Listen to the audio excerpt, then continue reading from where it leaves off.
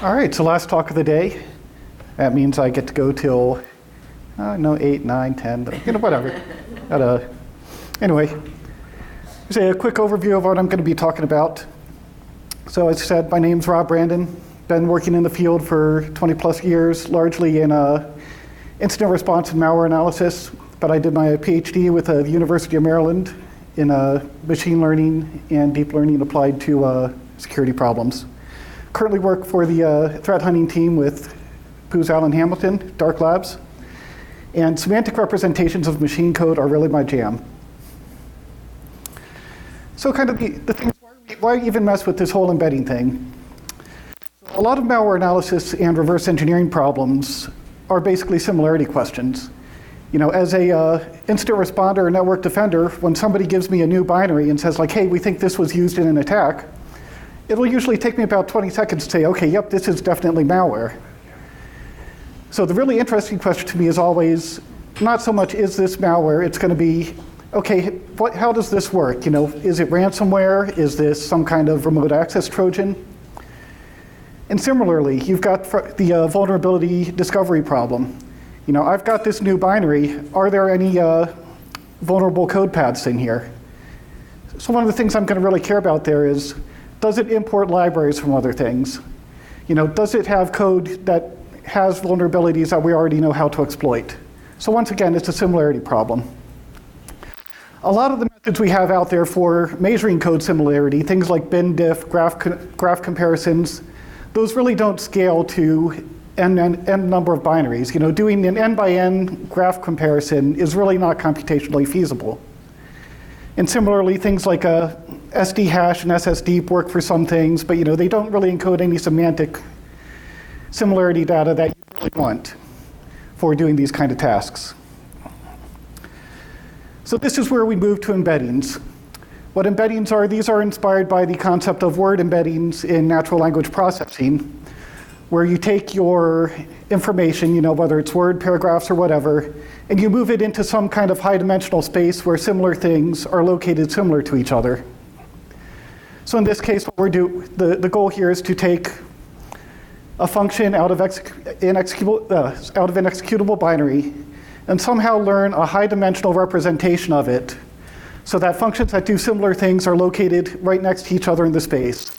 And that allows us to do things like, say we've got 5 million functions, and we want to figure out which of those functions in our new binary are similar to those. We can use some kind of locality-based search, rather than having to do a linear search through the entire database that we have. And another interesting thing with this particular type of technique is a lot of problems in the machine learning space aren't really so much machine learning as they are representation learning. You know, the real challenge is to figure out how can you come up with some representation of your data that you can then throw a linear regression on top of to get the answer. So when we look at function embeddings, there are kind of a couple of broad ways that we can look at classifying them. So one of the ways I've started to look at function embeddings is to look at how much feature engineering is required to build the function embedding. So we have some methods, such as the one that I created when I was in grad school, which require no feature engineering. You know, they just take the raw data to generate your embedding. There are a few others that have come out over the last year that other people have come up with that use some more sophisticated domain knowledge in pre-processing when they're generating the embeddings. And this is really kind of a really new area of research. Like I said, I finished my PhD in 2017 in this area. And since then, you know, just really over the past year, there have been other people that have come up with, kind of independently come up with the idea and come up with their own method to build embeddings. So really there hasn't been any kind of comparison as to, you know, what kind of things are these embeddings learning? You know, what methods should we be using to create code embeddings? So this is just a few of the methodologies that have come out over the past year or two. The Generative RNNs is a method that I came up with. And so I presented this at a DEF CON AI Village last year. This particular method works off of just raw bytes. You don't need to disassemble the function. You don't need to do any kind of analysis of the function. When I was doing my initial work, I did do some normalization to take, say, API calls and normalize those out from being a sequence of bytes into some kind of hash. But the initial experiments I was working with show that there's no noticeable improvement, so I left that particular technique out of here. So basically what you do for these kind of embeddings are you take something called a character RNN, which attempts to generate new information based off of previous information it's seen. So kind of like what's shown in the diagram over there. You take your function, you show it to the network 1 byte at a time, and after each byte, the network tries to predict what the next byte it's going to see is. You give it feedback at the end of each training cycle, based off what it got right and got wrong. And at the end, you kind of have a network that has created its own internal representation of the particular machine code that it's been trained on. So kind of what you do with these embeddings are you take your trained network, you show it a sequence of bytes from the function, and at the end of that sequence, you just take the state of the network, and that's your embedding. So kind of the embedding is basically what does what information did the network find useful in order to predict each byte in that function. So worm2vec is a slightly more complicated function or embedding method that was presented by Abay and Bruce at CAMList last year. And what he's doing here is he's extending the word2vec algorithm, which is largely used for natural language processing, and he's extending it to executable code. And now my particular interpretation of this is largely based off of a couple conversations with him and his slides, so there may be some subtle differences in the way I implemented versus the way he did, but I think I'm largely faithful to the methodology. So basically, any issues with it are definitely my fault, not his. But so as you can see, this is an example of some assembly code that's been normalized into the modeling format that he's doing. Registers are replaced from EBX, EDX, RAX, whatever, into just a token indicating that this is a register. Same way with memory accesses and dereferences. Those are just replaced with, this is a memory address, this is a dereference. One of the differences or challenges with this type of model is that this requires disassembling the code. And as many people working in the disassembly space will tell you, disassembly is still a far from solved problem. So as I'll show later, having to do that does lead to some potential issues when you're doing this kind of work. And this falls into what I would call like a moderate level of feature engineering. You need to do some disassembly, maybe replace a couple of tokens, but you aren't doing any significant code analysis. You're not trying to compute the call graph or anything like that. So the next method I'm going to discuss is called SAFE, self-attentive function embeddings. Created by Luca Massarelli and another group. I believe they were based out of Italy. This is a little more complicated model than the previous two. But in a lot of ways, it's kind of more sophisticated version of worm2vec. And you can get the modeling code for this particular methodology at their GitHub site. But basically the way this model works is so the previous model, worm2vec, you basically do word2vec on each of the instructions, and then you take all the vectors for a function that were computed for each of the instructions, then you just add them together. And basically the concatenation of all of them gives you your vector. The difference between that and SAFE also takes each of the disassembled instructions. They have a slightly more complicated tokenization scheme where they're looking at what memory ranges was each memory access in and doing some other slightly more complicated stuff, but largely a very similar thing. And they're then as well using word2vec to compute a embedding for each instruction. But then they're feeding the sequence of instructions into a self-attentive recurrent neural network in order to compute the final embedding. So very similar to worm2vec, but a little more sophisticated. And this falls into what I would consider slightly more significant feature engineering. And finally, there's ASM to VEC, which was presented last year at the Jailbreak Security Summit by Sophia D'Antoine. And this is probably the most complex embedding methodology that I've seen anybody attempt to use to date.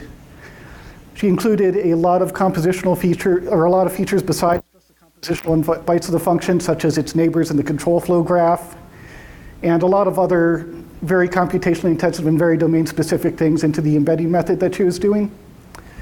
Unfortunately, the code for this is not publicly available, and I wasn't able to figure out how to recreate it just from the data that's out there, so I wasn't able to include that in this particular experiment.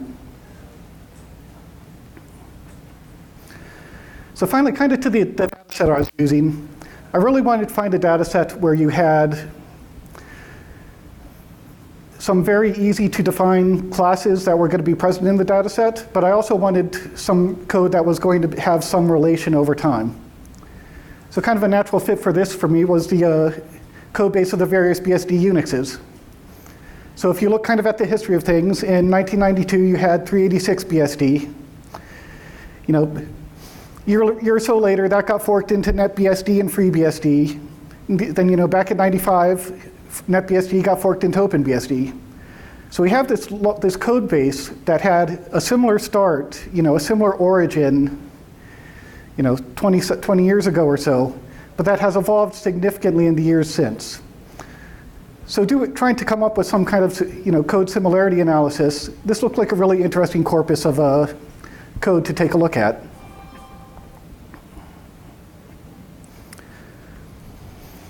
So what I ended up getting out of this data set was 222 binaries. Each one of the binaries was present in either bin or user bin across all three operating systems. So, you know, your LS, your SH, whatever other binaries had a common name. The FreeBSD binaries I compiled with -0 and -02. NetBSD and OpenBSD, I unfortunately was not able to get the make.conf files to work for changing the optimization flags from the default. And after a couple days of banging my head on that, I just kind of gave up.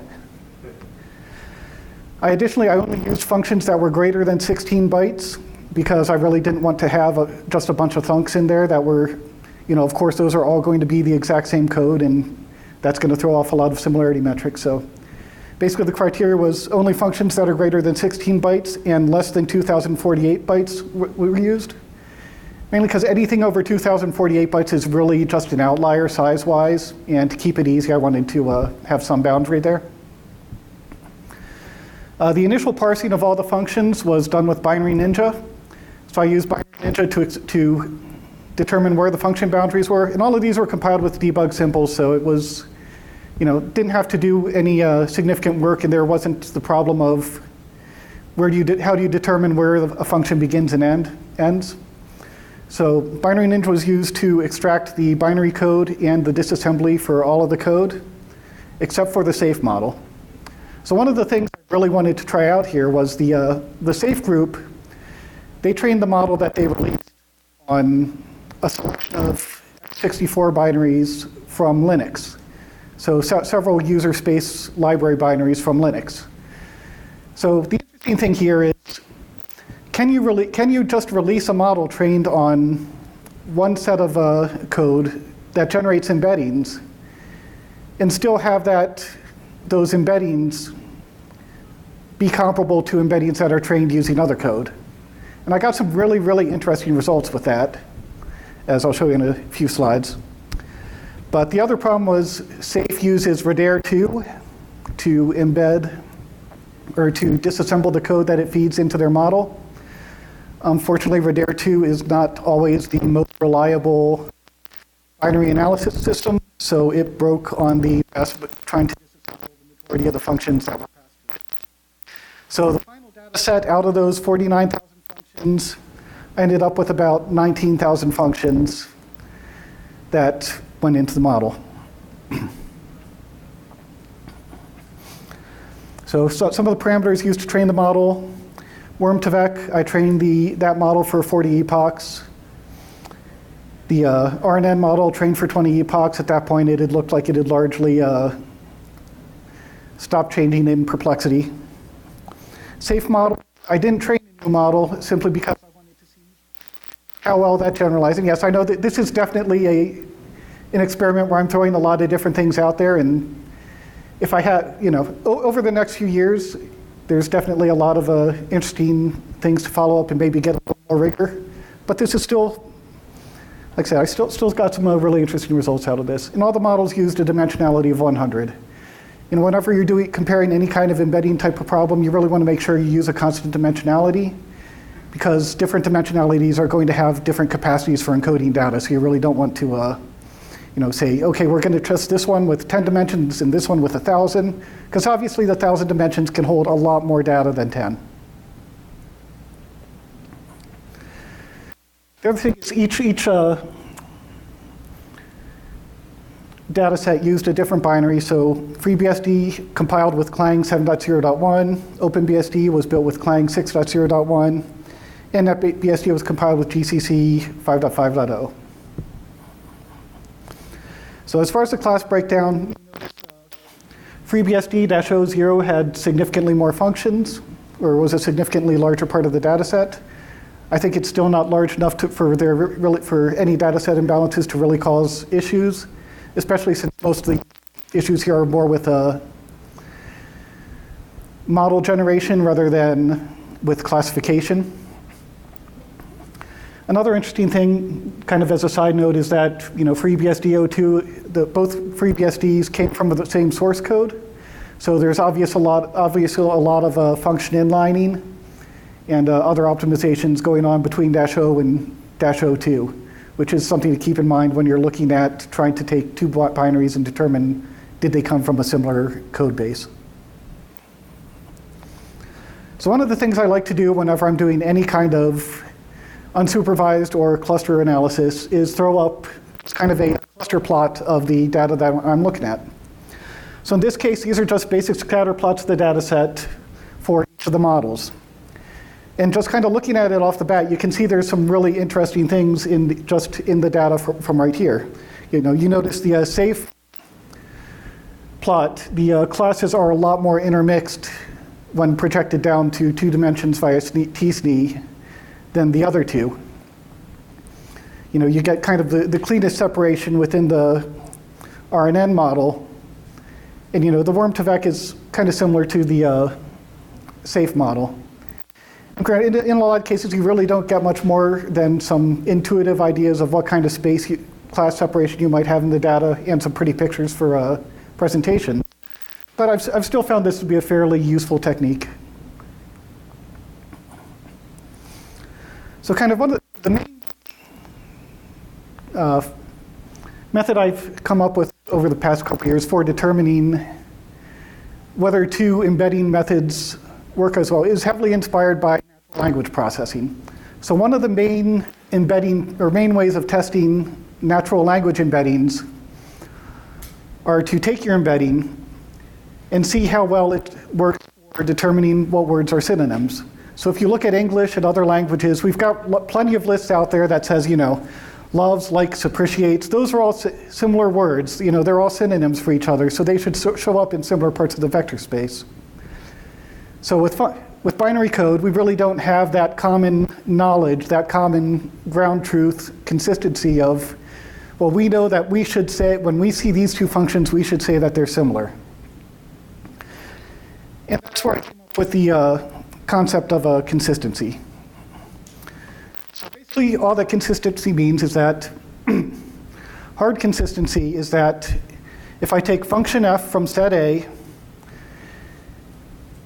and I take that same function with embedding method B, those two, out of the entire data set, those two should be the nearest neighbor for each other. So it's basically saying that embedding, if I embed a function in safe, hard consistency with worm-to-vec would be that same function has the same nearest neighbor in worm-to-vec as it does in safe.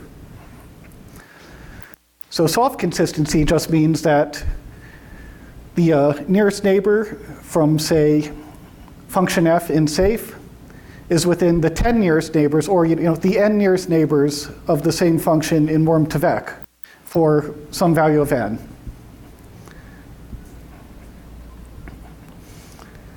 And actually, I got some really good numbers on that. So you'll notice the consistency between the RNN methodology and worm to vec was basically non-existent. It's basically showed that there is no consistency there. But there was a very remarkable amount of consistency between the worm to vec method and the safe method. To the order of 43% of the functions had hard consistency. And then even with 10, which is honestly kind of a small number for n for the soft consistency, that still brought it up to about 68% consistent functions from one data set to another.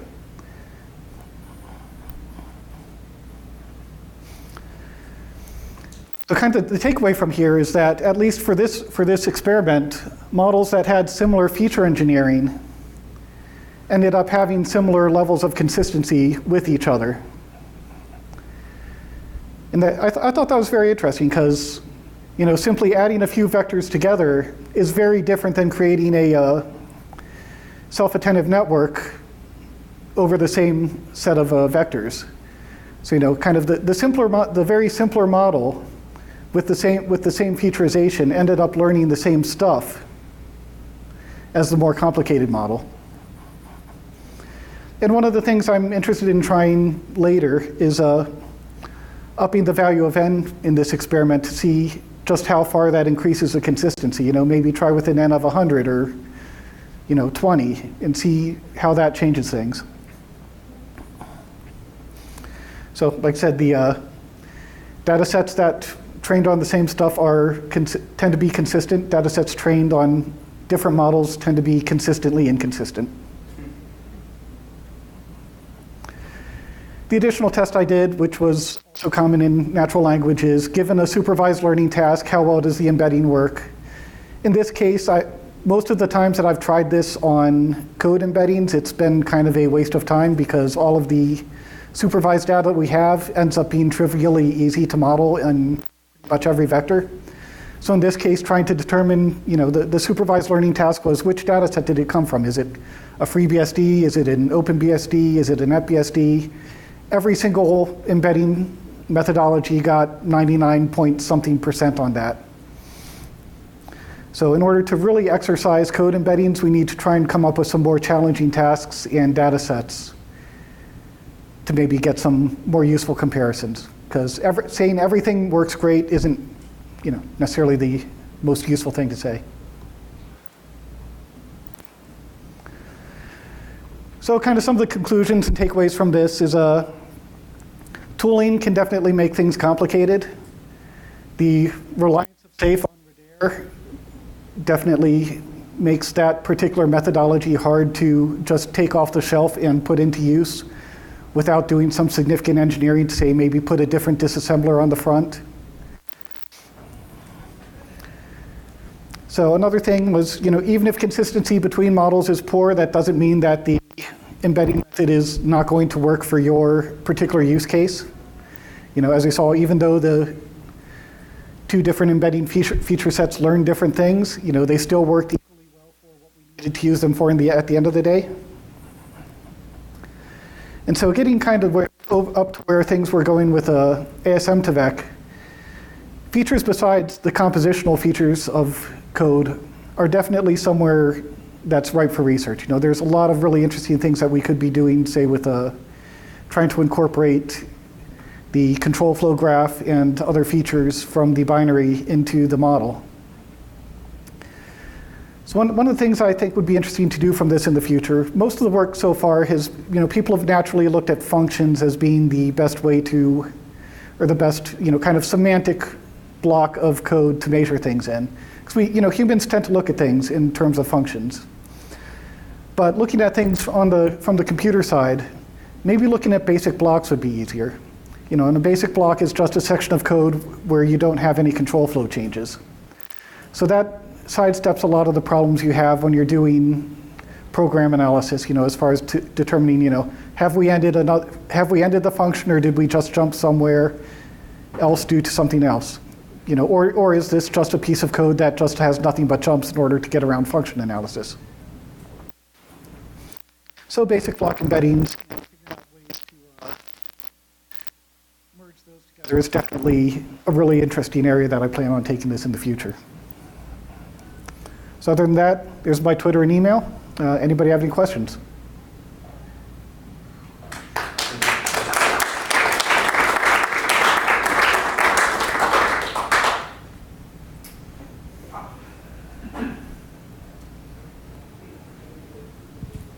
Thanks. Awesome talk. This whole area is very much my jam, so I really enjoyed it. Thank you.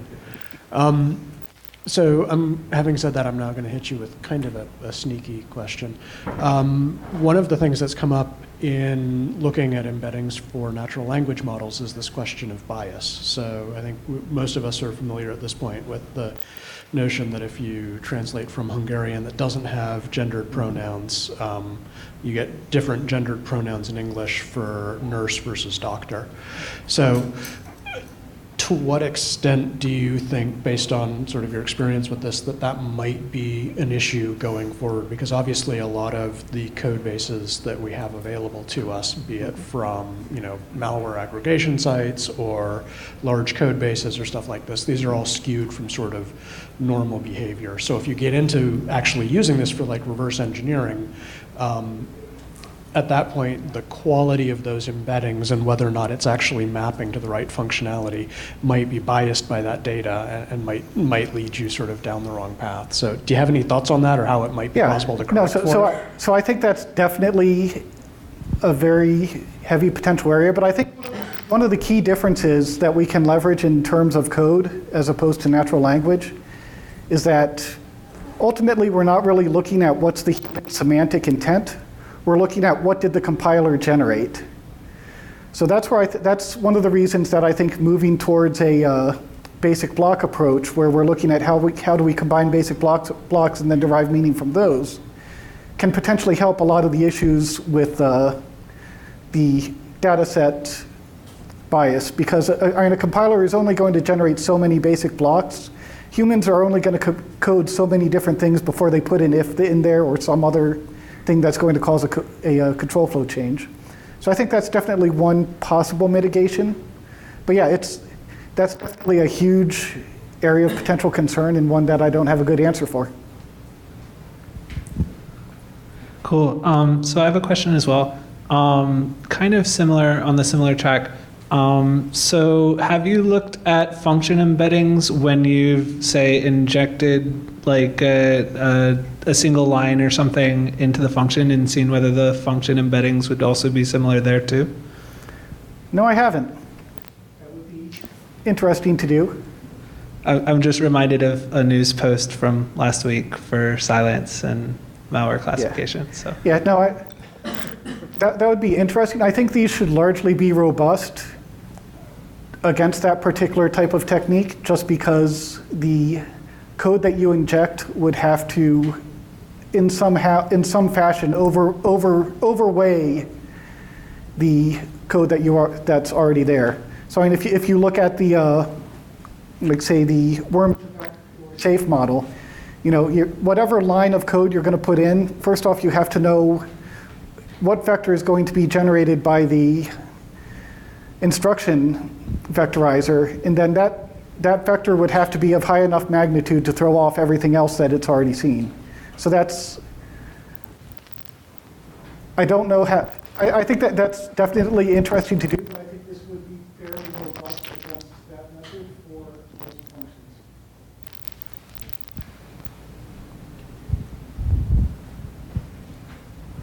All right, well then let's give another round of applause. All right, thanks.